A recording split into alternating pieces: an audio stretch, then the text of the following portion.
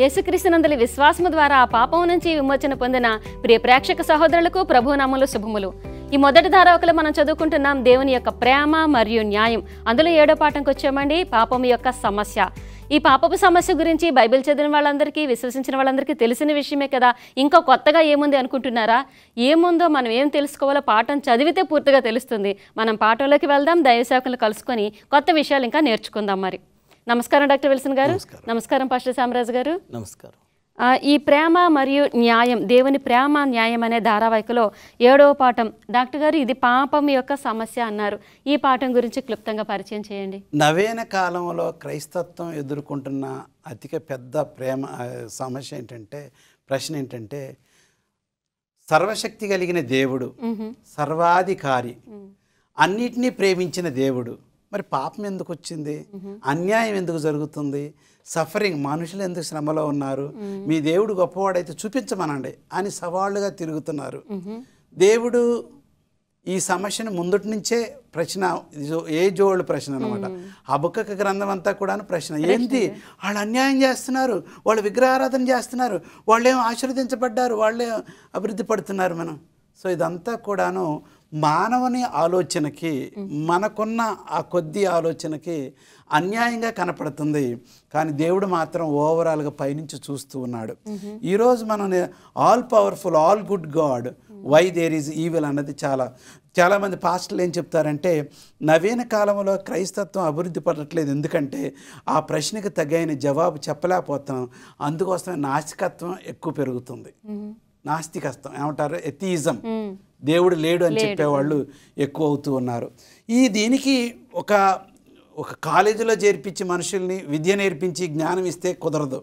ఇదంతా కూడా వాళ్ళు స్వయంగా దేవుడు ప్రేమ స్వరూపి, దీనికి ఖచ్చితంగా ఒక కారణం ఉంటుందని వాళ్ళు దీర్ఘంగా జాగ్రత్తగా బైబిల్ క్రమంగా చదివితే అర్థం చేసుకుంటారేమో.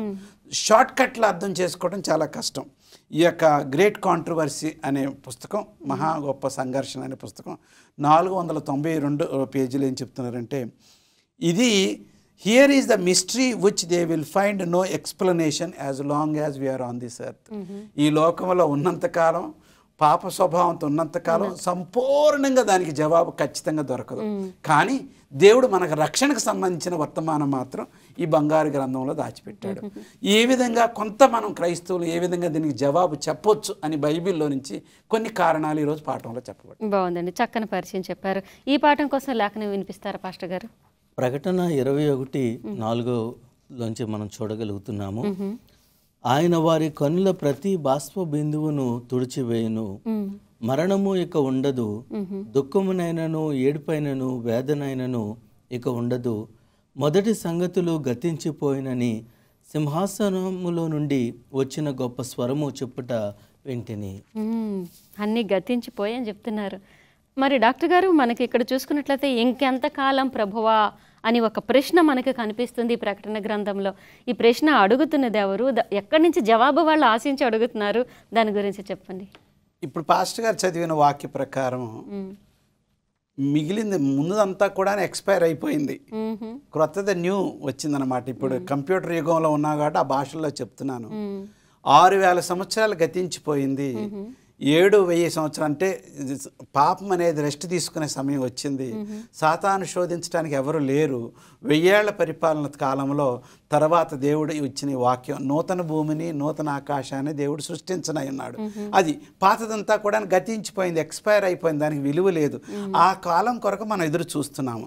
ఇక్కడ ఈ ప్రశ్న ఏంటంటే, నీతిమంతులు, హింసించబడిన వారు, సత్యం కొరకు నిలబడిన వారు, దేవుని నమ్ముకున్న వాళ్ళకి అన్యాయం జరిగినప్పుడు ఇంకెంతకాలం ప్రభువా, ఇంకెంతకాలం ప్రభువా.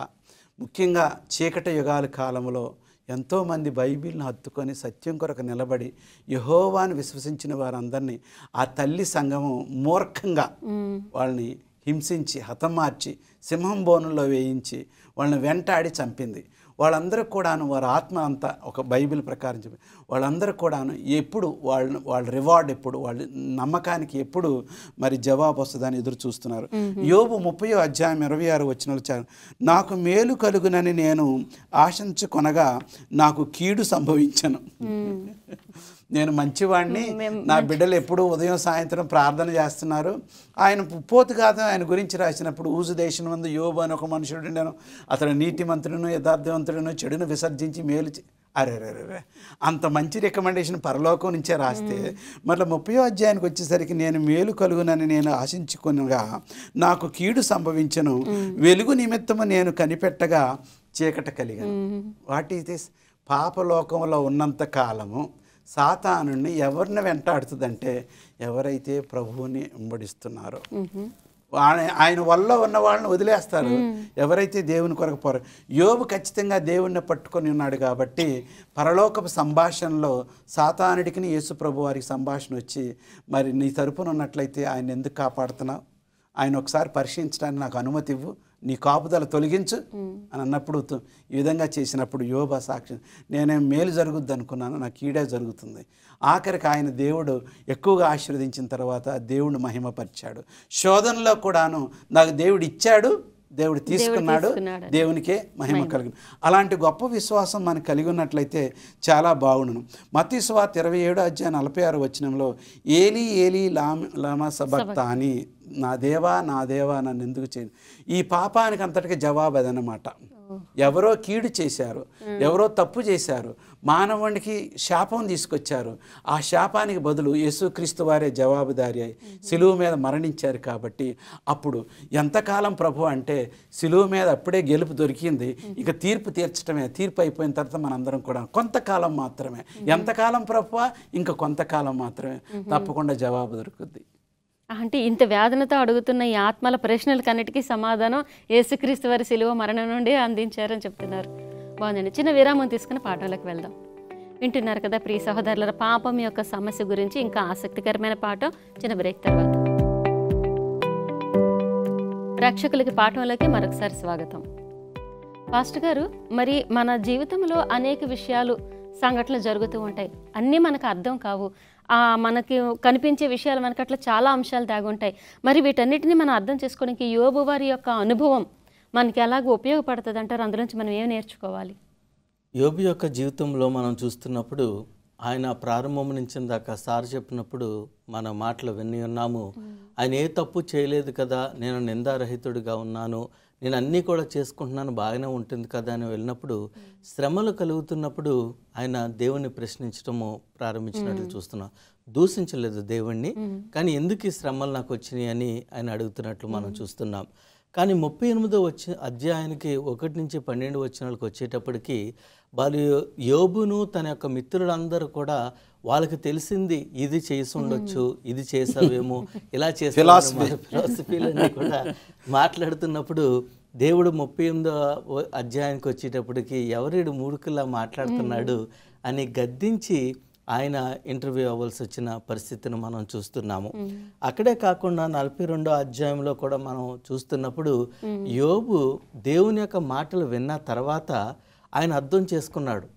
అయ్యో, నాకు తెలియకుండా నా జీవితంలో ఇంత మహా సంఘర్షణ జరిగిందా వెనకాల ఆయన అర్థం చేసుకుని, ప్రభువా నన్ను క్షమించు, కానీ నేను చూడాలనుకున్నాను కానీ ఇప్పుడు నేను చూడగలుగుతున్నానని ఆయన దేవునితో మాట్లాడుతున్నట్లు మనం చూడగలుగుతున్నాం.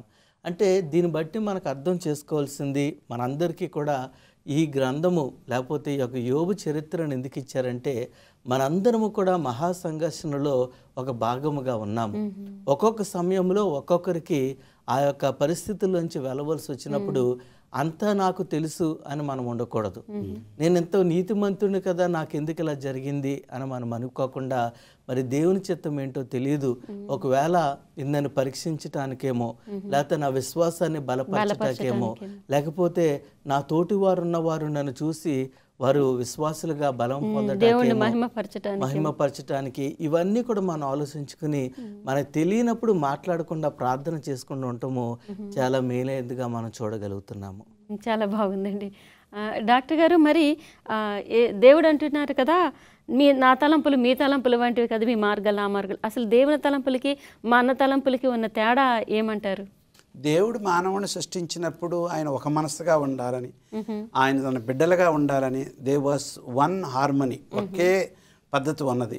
కానీ సాతానుడు వచ్చి వేరే తలంపు పెట్టినప్పుడు, పాపం ప్రవేశించినప్పుడు మానవుడు దేవునికి వేరేగా ఆలోచించడం ప్రారంభించున్నారు. మీరు చెప్పిన వాక్యం యెషయా గ్రంథం 55వ అధ్యాయం 8-9లో వచ్చింది. నా ఆలోచనలు మీ ఆలోచనలు కాదు, నా తలంపులు. మనము దేవుడిచ్చిన యొక్క ప్రణాళిక సంపూర్తిగా అన్ని వివరాలు ఇప్పుడిప్పుడే అర్థం చేసుకోలేకపోయినా, దేవుణ్ణి మనం ప్రేమించాం కాబట్టి, ఆయనపై నమ్మకం ఉన్నది కాబట్టి, మనకి ఎప్పుడు ఆయన మేలే తలంచున్నాడు కాబట్టి, ఆయన తప్పకుండా ఆయన ప్రణాళికల ద్వారా మనకి మేలే చేస్తాడు, మనకు మంచి గమ్యం ఎదురు చూస్తున్నది అన్న విషయాన్ని మర్చిపోకూడదు. రెండవది ఏంటంటే, దేవుడు ఎప్పుడు కూడాను పాపాన్ని ఏ విధంగా చూశాడు అని అంటే, చూసి చూడనట్టుగా, నులివెచ్చనగా, అజాగ్రత్తగా, బాధ్యత లేకుండా చూడలేదు. He was held by it's. ఏమన్నాడు? ఆదికాండం 3:15 నీవు మడెం మీద కరిసెదవు, కానీ నిన్ను తల మీద తగలటం అంటే ఏంటండి? మరణమే. సో సాతానుడా, నువ్వు ఈ కార్యాన్ని చేసావు కాబట్టి, నేను ప్రేమించి నీ బిడ్డల్ని, నేను సృష్టించి నీ అందమైన భూమిని చెరిపావు కాబట్టి నీకు మరణ శాసనం తప్పదు. ఆ తీర్పు గడియ మాత్రం ఎంతకాలం అనేది అందరూ అర్థం చేసుకున్న తర్వాత నీకు ఆ తీర్పు అనేది వస్తుందని ఖచ్చితంగా. He is not negligent. ఆయన ఇప్పుడు అజాగ్రత్తగా ఈ జరుగుతున్న కార్యాలను అజాగ్రత్తగా ఇప్పుడు కూడా చూడలేదు. చాలామంది ఈ యొక్క స్కెప్టిక్స్ అంటే సంశయవాదులు, మరి నాస్తికత్వం ఉన్న వాళ్ళు వీళ్ళందరూ కూడాను, క్రైస్తత్వం లేదు, గొప్పతనం లేదు, క్రైస్తవులు వాళ్ళ దేవుడు గొప్ప అంటున్నారు, కానీ మనలానే వాళ్ళు కూడా సంపడుతున్నారు. వాళ్ళకి ఎక్కడున్నది? యేసుప్రభు వారు ఎక్కడ అడుగు పెట్టినా కానీ మూఢనమ్మకాలతో కాదు, కానీ నీకు కావలసిన జవాబు దేవుడు మహిమను బట్టి, ఆయన ప్రణాళికని బట్టి ఆయనని కాపాడుతాడు, ఆశీర్వాదం వస్తుందని చెప్పినాడు. మనకున్న లిమిటెడ్ నాలెడ్జ్తో, మనకున్న కొద్ది అర్థంతో ఎప్పుడు కూడా దేవుని యొక్క న్యాయ పద్ధతులను ఎప్పుడు కూడా తీర్పు తీర్చకూడదు, దాని కన్క్లూజన్ ముగింపుకు తీసుకురాకూడదు. ఈ లోకపు మనుషులు దేవుని తెలుసుకోలేదు కాబట్టి వాళ్ళు ఆ విధంగా మాట్లాడతారు. మనం వాళ్ళతో ఏమాత్రం కూడాను కీర్తనలో 73వ అధ్యాయంలో చాలా బాగా రాశాడు. దావీదు అంటున్నాడు, అన్యాయం జరుగుతున్నప్పుడు, మరి దరిద్రులు, చెడువారందరూ కూడా అభివృద్ధి పడుతున్నారు, నేను ఒక్కటే చోటకి వెళ్తాను, I will go to sanctuary, నేను దేవాలయంలోకి వెళ్తాను, ఆ గుడారపు సేవలో దేవుణ్ణి మొక్కుంటాను, ఆయనే నాకు జవాబిస్తాడు, నేను మాత్రం దేవుణ్ణి ఎప్పుడు ప్రశ్నించను తిరిగి. నేను దేవాలయం, మనకి ఎప్పుడు అన్యాయం జరిగిన ఎక్కడికి వెళ్ళాలి? దేవాలయం. ఏది అర్థం కాకపోయినా దేవాలయం. పాపం చేసినప్పుడు దేవాలయానికి వెళ్ళాలి, ఏదైనా కోరుకున్నప్పుడు దేవాలయానికి. ఎప్పుడు కూడా దావీదు ఏది అర్థం ఏది కాకపోయినా పాపం చేసినప్పుడు కూడా దేవాలయం మనం అక్కడికి వెళ్ళాలి. అందుకే హృదయానుసారుడనే బిరుదును పొందాడు. పాస్టర్ గారు, మరి దేవుడికి ఎంపిక స్వేచ్ఛ ఉంది, ఆయన అది నరులకు ఇచ్చున్నాడు. మరి ఆ స్వేచ్ఛ ఇవ్వటం అనేది మంచిదే అంటారా? వాక్యం ద్వారా దాన్ని మనం ఎలా ఉపయోగించగలుగుతాం? ఎంపిక స్వేచ్ఛ అనేది దేవుడు ఇవ్వటము చాలా ప్రాముఖ్యమండి. ఎందుకంటే లేకపోతే సాతాను దేవుని మీద వేస్తున్న నిందలు అది రుజువుగా కనబడతా ఉంటాయి. ఎలాగ కనబడుతున్నాయి? సాతాను ఏమంటున్నాడంటే, దేవుడు న్యాయము తీర్చేవాడు కాదు, ఆయన న్యాయ పద్ధతులను పాటించేవాడు కాదు, అతను స్వార్థపరుడు, ఆయన మానవులకి లేకపోతే ఆ సృష్టికి ఆ యొక్క స్వతంత్రాన్ని ఇవ్వనిచ్చేవాడు కాదు, నేనైతే ఎక్కువ స్వతంత్రాన్ని నీకు ఇస్తానని మరి సాతాను తీసుకొస్తున్న ఉద్దేశాలు మనం చూస్తున్నాం. సాతాను ఎలా తీసుకొచ్చిందంటే, యేసుక్రీస్తు వారిని శోధిస్తున్నప్పుడు ఏమన్నాడు? నువ్వు నన్ను ఒక్కసారి మొక్కు సరిపోతుంది, నువ్వు ఏం చేసిన పర్లే మొత్తం నీకు ఇచ్చేస్తాను, నువ్వేదైనా చేసుకోవచ్చు అన్నట్టు మాట్లాడారు. వెరీ సింపుల్ కదమ్మా. అయితే ఇక్కడ దేవుడు మానవులకి స్వేచ్ఛనిచ్చాడంటే, దేవుడు కోరుకుంటున్నది ఏంటంటే, ఆయన ఎలాగైతే ఇష్టపూర్వకంగా మానవుల్ని ప్రేమిస్తున్నారో, మానవులు కూడా దేవుని దగ్గరికి ఇష్టంగా రావాలని దేవుడు కోరుకుంటున్నట్లు మనం చూస్తున్నాము.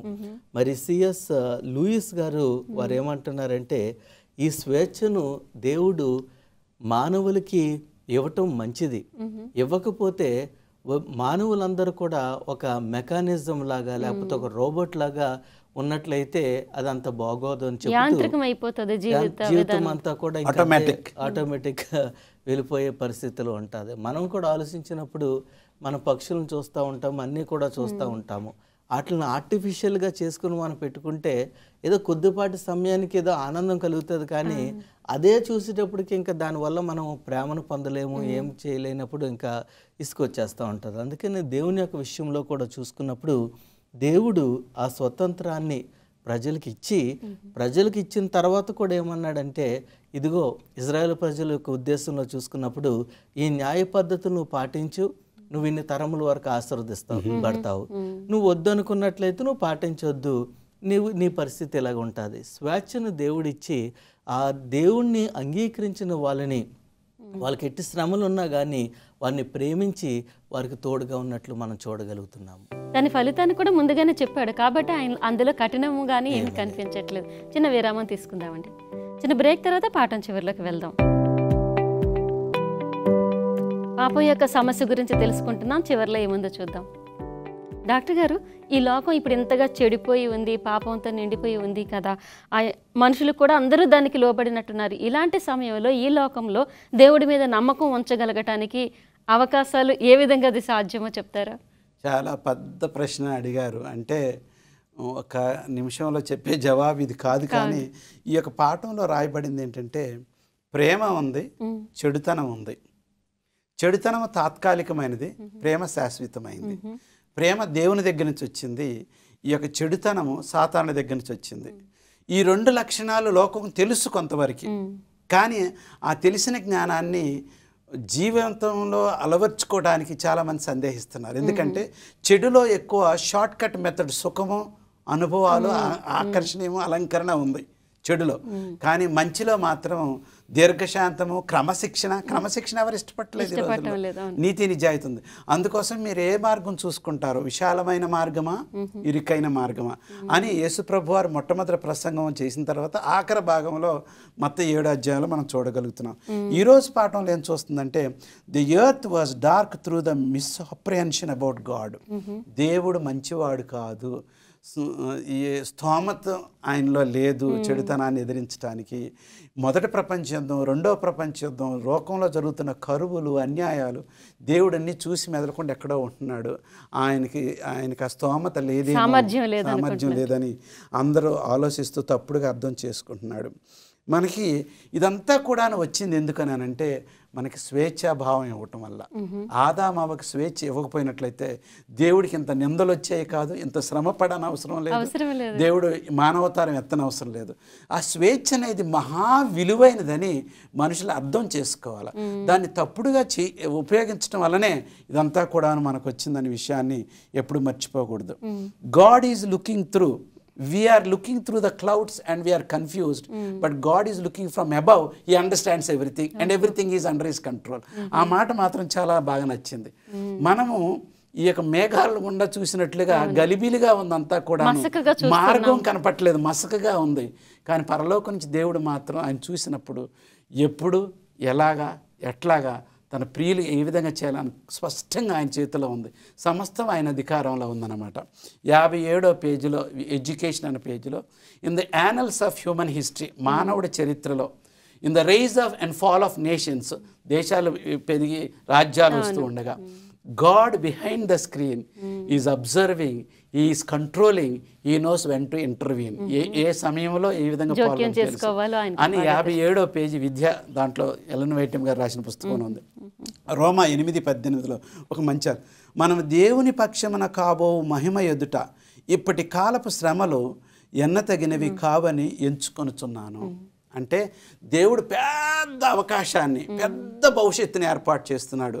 తాత్కాలికంగా 20 సంవత్సరాలు, 40 సంవత్సరాలు, 70 సంవత్సరాలు, 80 సంవత్సరాలు మానవుడు ఈ లోకం మీద పడిన శ్రమలు చాలా తక్కువ అని మహా గొప్ప అనుభవం కలిగిన పాస్టర్ గారు రోమియోలకు రాస్తున్నాడు. అందుకోసం ఇట్ ఈజ్ ఓకే, మనం శ్రమ పడినా పర్వాలేదు, ఓర్చుకుందాం, సహిద్దాం. దేవా ఒకరోజు నాకు న్యాయం జరుగుద్దని తెలుసుకుందాం. ఈరోజు ఈ పాఠంలో తెలుసుకోవాల్సింది, ఒకరోజు దేవుడు వస్తాడు, న్యాయం ఇస్తాడు, ఖచ్చితంగా పాపానికి బుద్ధి చెప్తాడు. చాలా బాగుందండి. అందుకే లేఖనాల్లో దేవుడు పైనుంచి తేరు చూస్తున్నాడు, వారందరినీ తేటగా పరిశీలిస్తున్నాడని చెప్పబడుతుంది. పాస్టర్ గారు, ఈ పాఠంలో ఇంకా పాపం యొక్క సమస్య గురించి ఇంకా ఏమైనా ఉంటే చెప్పండి. పాపం యొక్క సమస్యను మనం చూసుకున్నప్పుడు, దేవుడు సాతానును పరలోకం నుంచి త్రోసివేసినప్పుడు ఆయన సాతానుకున్న జ్ఞానాన్ని కానీ, ఆ తెలివిని కానీ, ఆ సౌందర్యాన్ని కానీ ఆయన వెనకకి తీసేసుకోలేదండి. ఆయన తీసేసుకోకుండా సాతానుని యొక్క లోకంలో పడవేసి, ఆయన సాతాను ఎలాగ దేవుని మాట వెండని తెలిసి తన యొక్క ప్రజలకు అపవాది కోసం ముందుగానే చెప్పాడు. ఎప్పటికప్పుడు హెచ్చరించి, అపవాది లోకంలోకి వచ్చి ఎలాగైనా మోసం చేస్తాడు, మీరు జాగ్రత్తగా ఉండండి, ఇదిగో మీరు నా మాట వినగలిగినట్లయితే మీరు ఎప్పుడు కూడా బ్రతుకుతారు, మీరు వినలేనట్లయితే ఈ యొక్క వృక్షఫలము తిన్నట్లయితే మీరు చచ్చిపోతారు అని చెప్పి దేవుడు ముందుగానే కట్టు అన్నీ కూడా వేసినట్లు మనం చూస్తున్నాం. ఎందుకు దేవుడు ఆ జ్ఞానాన్ని కానీ ఆ తెలివిని కానీ లేకపోతే ఆ సాతానుకు సృష్టించినప్పుడు ఇచ్చిన వాటిని దేవుడు తీసివేయలేదంటే సర్వ ప్రపంచాలు కూడా ఈ యొక్క సంఘటనను వారు చూస్తున్నారు. ఒకవేళ చూస్తున్నప్పుడు ఒకవేళ దేవుడు ఇలా చేసినట్లయితే అయ్యో ఒకవేళ మనం జాగ్రత్తగా లేకపోతే దేవుడు మనల్ని శిక్షిస్తాడు, మన దగ్గర ఉన్న ఆశీర్వాదములు తీసేసుకుంటాడు అనే భయముతో తిరిగి దేవునికి వాళ్ళు ఆరాధిస్తాము. దేవునికి ఇష్టం లేదు కాబట్టి దేవుడు అలా తీయలేదని మనం తెలుసుకోగలుగుతున్నాము. ఇంకొక విషయం ఏంటంటే దేవుడు తన యొక్క దయను చూపిస్తూ తన యొక్క న్యాయాన్ని ఈ లోకంలోనికి ఆయన చేసుకుంటూ వెళ్తున్న సమయంలో దేవుని యొక్క ఉద్దేశం ఏంటంటే ఈ లోకము అంతమయ్యేటప్పటికీ సర్వ ప్రపంచాలు కూడా సాతాను ఎంత మోసం చేస్తాడో తెలుసుకోవాలని దేవుడు ఆ రీతిగా వదిలేసినట్లు మనం చూస్తున్నాము. ప్రారంభంలోనే తప్పు చేయకుండా ఆపేస్తే ప్రతి ఒక్కరు కూడా ఆ సాతాను వేసి నిందనే నిజం అనుకుని ఉన్న పరిస్థితి ఉంటుంది. అందుకని సాతాను యొక్క జీవితము తన యొక్క నాశనము సర్వలోకాలకు కూడా ఒక పాఠం అవ్వాలి. ఆ యొక్క నీతిగల దేవుని యొక్క సింహాసనానికి ఎవరు కూడా ఎదురు తిరగకూడదు. ఆయన యొక్క సింహాసనము నీతితోనూ న్యాయముతో ఉన్నదని ఆయన చేయటానికి ఆ రీతిగా చేస్తున్నట్లు మనం చూస్తున్నాము. ఈ యొక్క పాపపు లోకములో ఈ యొక్క కీడుతో ఉన్న సమస్యలో మనం చూసుకున్నప్పుడు ఆ సాతానుకు దేవుడు ఎన్నింత కృప చూపించి ఎన్ని సమయాలు ఇచ్చినా అది తిరిగి దేవుని దగ్గరికి పోయినాడు. అదే రీతిగా సాతాను నాశనానికి ఆయన సిద్ధమైనట్లు మనం చూడగలుగుతున్నాము. కాబట్టి దేవుడిచ్చిన పరిష్కారం ప్రజలు అంగీకరించాలి. డాక్టర్ గారు ప్రేక్షకులను దీవించండి. ఘనమైన దేవా, పరిశుద్ధుడా, మీరు న్యాయ పోరాటం పోరాడుచున్నారు. మేము పాపలోకంలో ఒక్కొక్కసారి మేము బలహీనులమై నీ యొక్క ప్రేమను, నీ యొక్క ప్రణాళికను, నీ నడిపింపుని అర్థం చేసుకోలేకపోతున్నాము. దయగల దేవా, నిశ్చితమైతే ఈ కొద్ది కాలం మేము సహించి జాగ్రత్తగా మా విశ్వాసాన్ని కాపాడుకొని మంచి పోరాటం పోరాడి మేము పరలోక పొరిమేరలు చేరుట్లో నీ దయ, నీ నడిపింపు, నీ దయ దాక్షిణత చూపించమని కోరుచున్నాం. మా ప్రేక్షకులందరినీ దీవించమని, ఈ కార్యక్రమాన్ని ఆశీర్వదించమని క్రీస్తుపేట ప్రార్థన చేసుకుంటున్నాం తండ్రి. ఆమేన్. చాలా చక్కని పాఠం, చాలా వివరంగా చెప్పారండి. ఎంత వ్యయప్రయాసాలు కోర్చారు, మాకు ఎంత విలువైన లోతైన అంశాలు తెలియచేశారు. ధన్యవాదాలండి. తెలుసుకున్నాం కదా ప్రియ సహోదరులారా, పాపం యొక్క సమస్య, ఆ సమస్యకు దేవుడిచ్చిన పరిష్కారం. ఎందుకంటే దేవుని యొక్క ప్రేమ, స్వేచ్ఛ, దైవ సంకల్పాలు, పరలోకం నుంచి మనకు అనుగ్రహించబడిన బహుమానాలు, వాటి గురించి వచ్చే పాఠంలో ఇంకా తెలుసుకుందాం. మీరు ఈ పాఠాన్ని సబ్స్క్రైబ్ చేసి, లైక్ చేసి, షేర్ చేయండి. క్రీస్తు ప్రేమలో సమృద్ధిగా ఉండండి.